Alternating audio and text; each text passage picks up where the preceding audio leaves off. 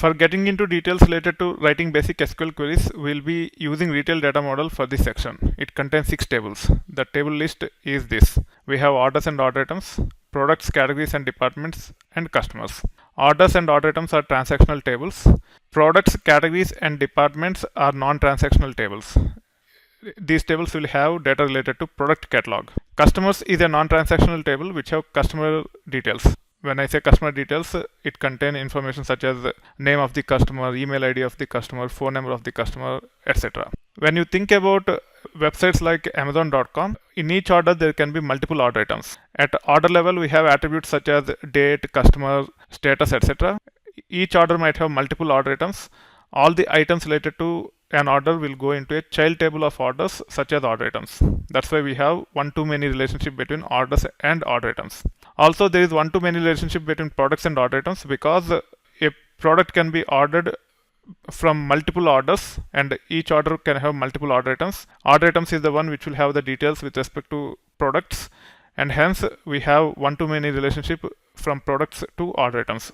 Both orders as well as products are parent tables to order items in this case. There is one-to-many relationship between customers and orders. A customer can place as many orders as he wants over a period of time, but there cannot be more than one customer for a given order. In a typical e-commerce platform, there might be some advanced platforms, especially B2B, where there can be multiple customers for a given order.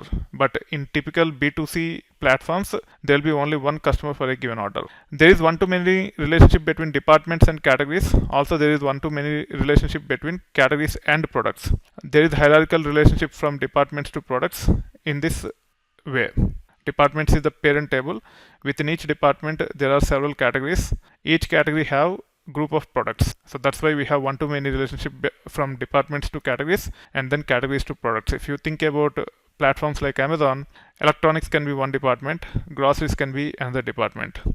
Within electronics department, there can be different categories. One can be related to televisions, another can be related to game consoles, another can be related to computers. And within each of those categories, there are several products. Similarly, if you think about groceries, there are different types of groceries like frozen, vegetables, etc. They are called as categories, and within each category, there are several products.